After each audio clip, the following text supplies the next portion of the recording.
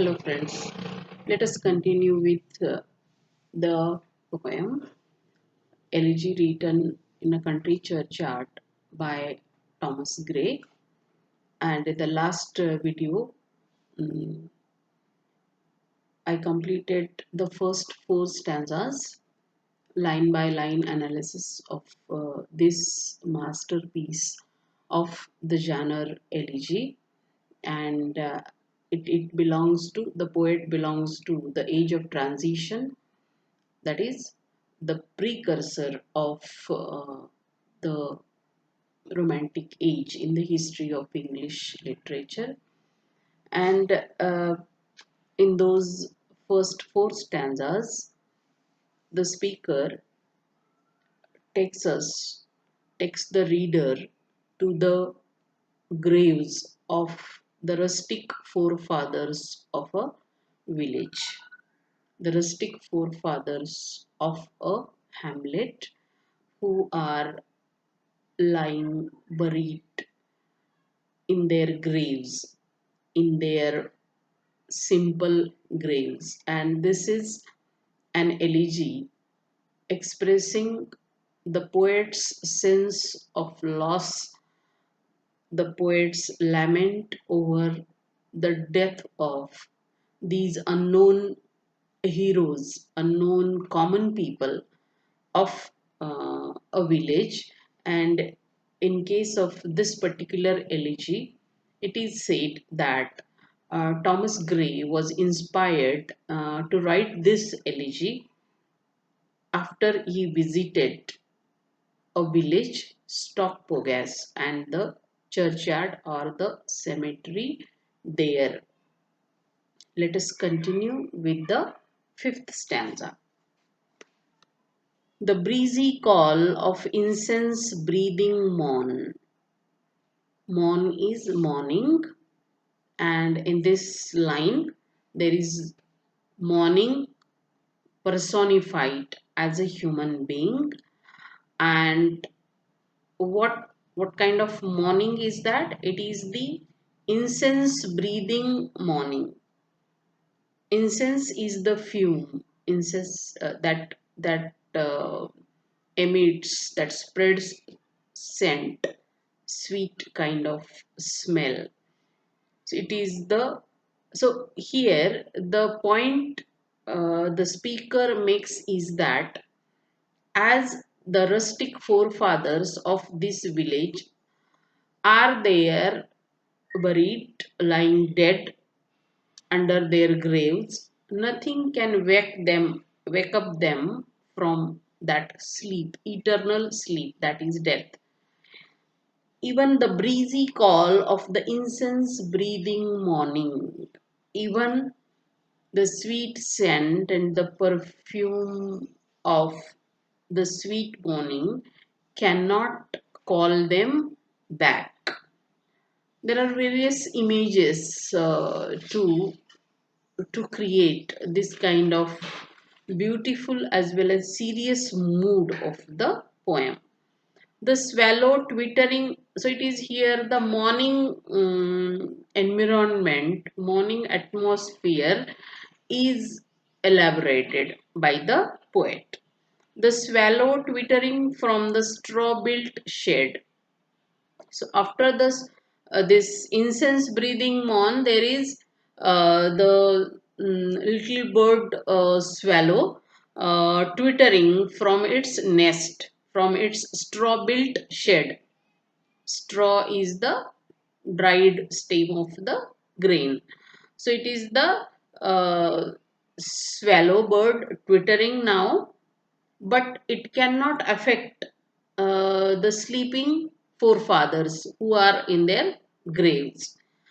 The cock's shrill clarion. It's morning time, and the cock is also uh, mm, crying, making shrill sounds, noise. So it is described as the cock's shrill clarion. Clarion is the musical instrument. Or the echoing horn. Horn is again another musical instrument. So the echo of the cock's sound or other sounds of the morning cannot disturb the sleep of the forefathers, sleep of those rustic villagers who are dead and buried in their simple kind of graves under the yew trees, under the elm trees there. No more. So all these things, neither the sweet smelling incense breathing morning, nor the swallows twittering, uh, as well as the cock's clarion cannot no more shall rouse them, shall wake them up from their lowly beds. Lowly bed is the simple, not so important kind of not so richly built kind of graves of those commoners, of those common people who are dead and lying buried there. For them no more the blazing hearth, sixth stanza. For them no more the blazing, burning brightly. Hearth is the bottom of a fireplace, because in the Western hemisphere, in the Western countries, in the European countries, the atmosphere, there is so much of cold that each and every house has a fireplace there, and the fire is always lit there in their homes to make it warm. So it is the bottom of the fireplace as well as the area around the fireplace that is known as the hearth, Hearth. For them no more the blazing hearth shall burn. So for these people who are dead and buried under their graves, in their graves, no fireplace will burn for them. So these are the simple joys of the life, of the living people, which are banned for them now since they are dead. Or busy housewife ply her evening care. Ply is to offer food, offer drink for somebody. So no housewife will offer her care for them now. No children run to lisp their sire's return. Lisp is the faulty speech. And so no housewife will offer food and drink for them. Neither their children will come running to them, lisping, talking, eagerly talking, though with a fault, with their sire. Sire is the male parent, that is the father. Or climb his knees, the envied kiss to share. So no child will climb the knees of a father to share a kiss with him. So these are the simple but beautiful, but so sweet joys of uh, a common man's life, but they are no more there for these people since they are dead. So this is how the speaker is mourning, is lamenting over the death of these unknown people. So he imagines this kind of life while watching the graves in that churchyard. That's why the title is Elegy written in a country churchyard. Simply the speaker is moving here and there in the cemetery, in the churchyard, and he imagines the scenes from their earlier lives which are no more there since they are dead. Often did the harvest to their sickle yield. Now this seventh stanza, it describes their day-to-day routine, the day-to-day routine of those villagers while they were alive.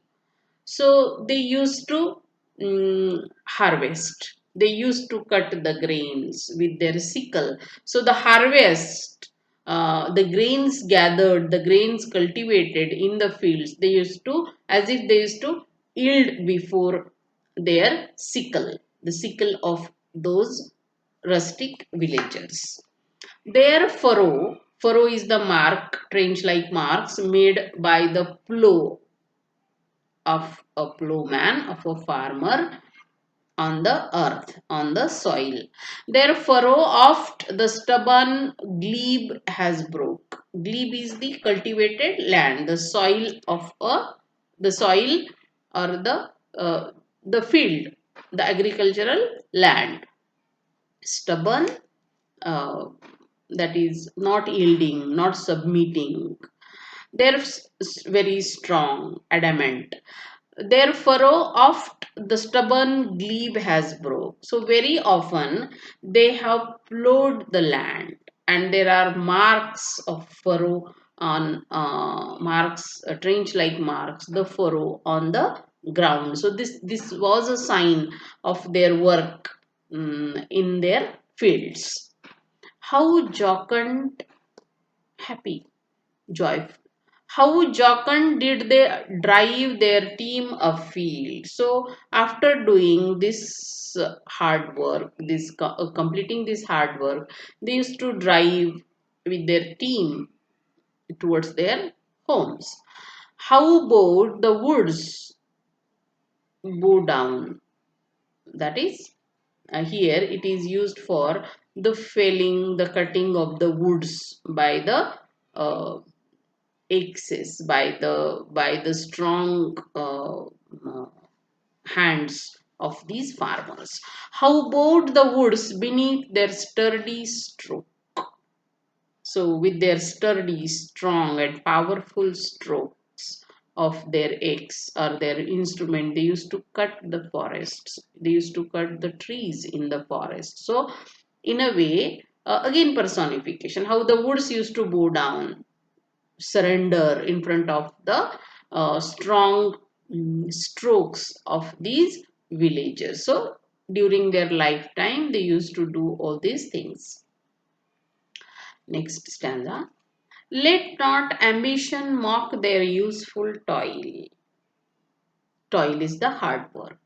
Again, this stanza again is full of personification. Ambition. Ambition mocking their hard work. So ambition is a kind of mm, emotion. It's a kind of feeling. Mm, it's a kind of feature of a human being, and it is personified as a human being. Let not ambition mock their useful toil. But he says they use, because they used to do hard work, because they lived and died unknown, it doesn't mean that ambition as a quality should mock them or should hate them for their toil, for their hard work, because they were not ambitious. They did not want to become somebody great. Just they lived their simple lives. They just did their hard work, and they spent their lives in this manner only. So the speaker says, let not ambition mock this useful hard work. Their homely joys. So they were happy with their simple joys of life, and it's not a matter of insult that they were not ambitious. Their homely joys and destiny obscure. And for that reason, since they were not ambitious, their destiny was obscure, not clear, unknown. Destiny is the fate. Nor grandeur. Grandeur is the quality of being great or magnificent or impressive. Nor grandeur here with a disdainful smile. So, this quality, grandeur, greatness, magnificence, should not look at them or laugh at them, uh, a disdainful smile, full of contempt, disdainful. Personification again. So, here two qualities, ambition and grandeur, they are personified as human beings. They are given, they are attributed human qualities. The short, like laughing, a disdainful soil, a smile, or mocking at those forefathers, simple ancestors of that village. The short and simple annals of the poor. Annals is the historical record of somebody, some group or family. It's a annual record, year by year record of somebody or something. So neither ambition nor grandeur should mock those short and simple records, historical records of their lives. So what was the record, those annals full of? They used to go to the fields, they used to plow the land, they used to cultivate, they used to harvest, they used to cut the forest, they used to cut the trees, and they used to live their life among these hard work as well as the homely joys, simple joys. And their destiny was obscure, but it's not the reason that ambition or grandeur should mock at them. Next. The boast of heraldry is the history of old and great families. The boast of heraldry, the pomp of power, pomp, splendid, glorified, magnificent display of something in public. Okay, the boast of heraldry, the pomp of power. The powerful people always want to make a display of their power. The high families always boast of um, their greatness, their riches, and all that, and all that beauty, all that wealth ever gave awaits like the inevitable hour. The paths of glory lead but to the grave. But the speaker here makes a very important point, and he says all those things, the boast, you may be very, you may be too much proud of your wealth and your heritage, your greatness as a family lineage, and all those. You may be very much proud of your power, beauty, and wealth. All those things, where do they go? The inevitable hour. And what is this inevitable hour? Inevitable hour is here death. It is the metaphor for death. The paths of glory lead but to the grave. So you may be powerful, you may belong to a great family, you may be wealthy, you may be beautiful, but at the end, each and everybody has to die. So death is the inevitable thing, unavoidable thing. Everything leads toward death. So why mock at these forefathers, these rustic villagers, for not being ambitious, for not being famous? Nor you, a proud. Then he addresses the proud people. The speaker is addressing the proud people. Nor you proud, A is you. Impute, attribute. Impute to these the fault. These means the forefathers who lived a very simple life. They died unknown and they are now buried under their graves. Nor you, a proud, impute to these the fault. So don't think that they were faulty. They were in the wrong for not being ambitious, for not being great. If memory over their tomb, Tomb, grave. If memory over, again personification, if memory over their tomb, no trophies raise. So don't think that it is their fault that there is no trophy, there is no um, there is no memorable thing raised or built upon their graves. Where through the long drawn isil is the passage between the rows of chairs in a church. where through the long drawn isil and freighted vault.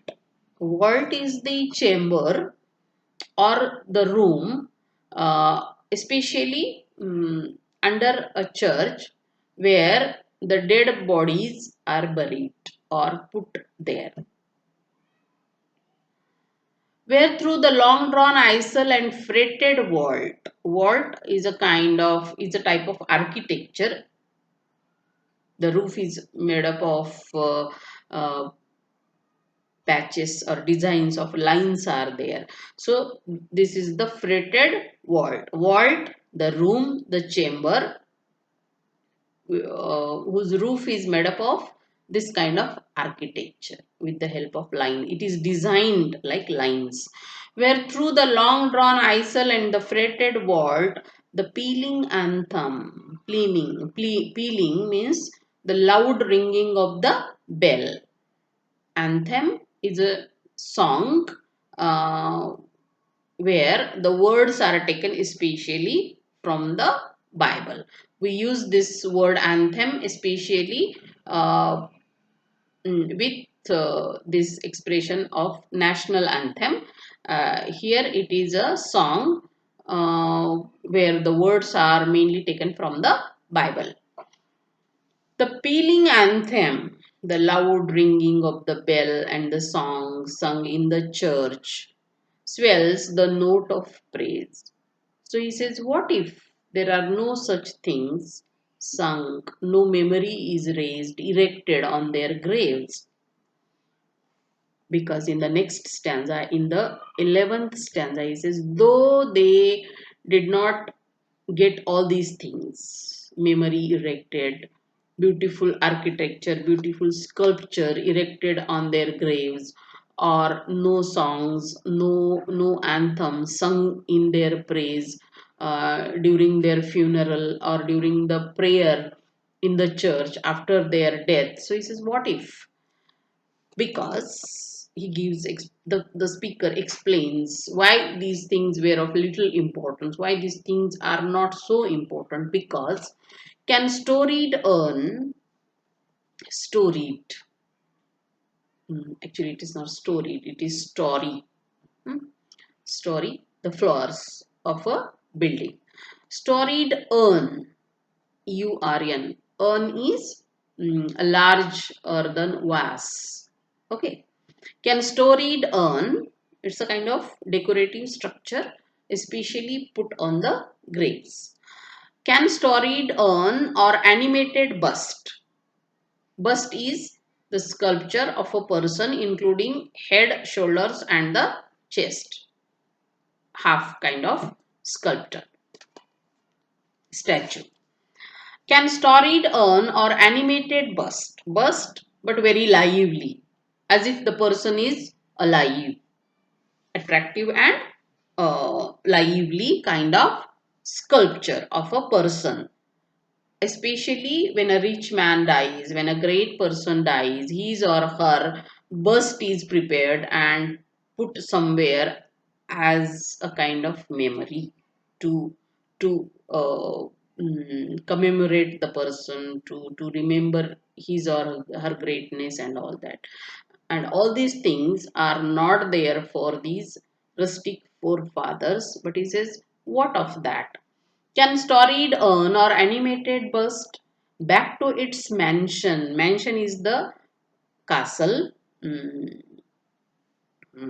is the palace. Here it is used as the metaphor for the body of for the human body. Back to its mansion, call the fleeting breath. So he says, can all these things, the storied urn, the sculptor, or the animated bust, beautiful, attractive bust of a person in his or her memory, can call back the fleeting breath, the breath or his life that has gone away?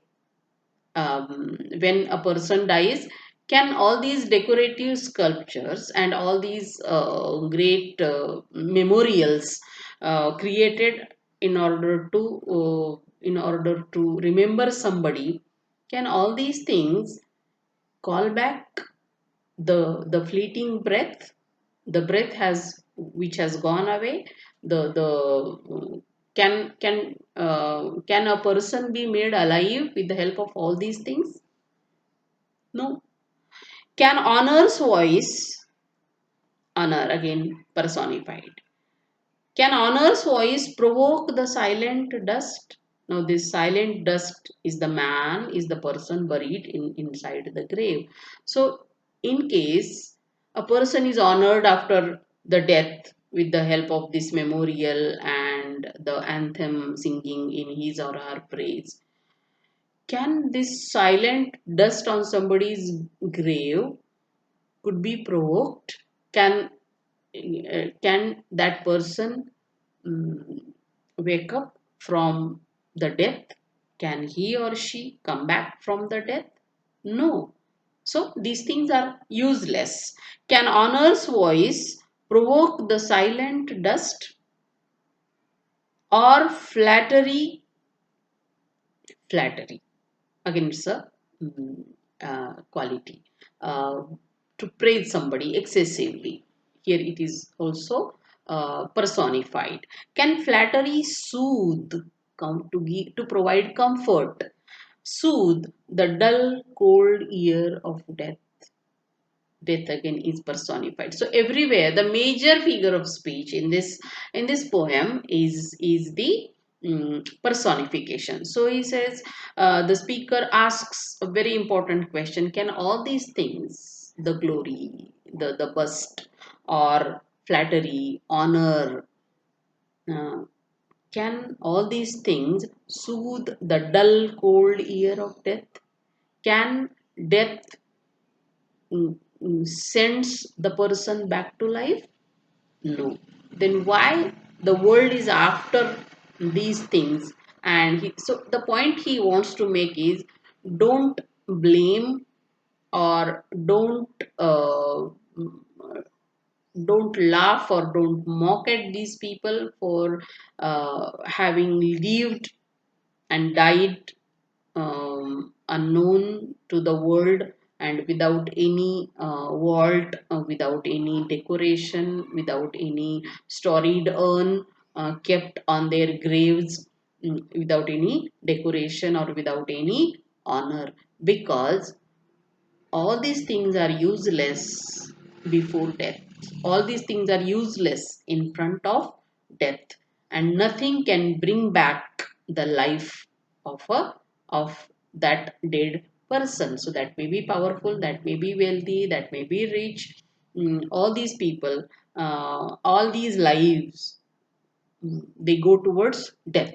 That is the inevitable hour. So that's why this is an important example. It is an excellent kind of example of this genre of elegy.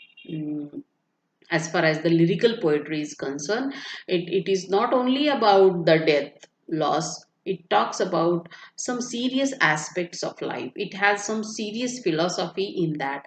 And here the poet makes a very valid point, that is, all the things, honor and wealth and power, these are useless in front of death. We will continue in the next video. Thanks for watching.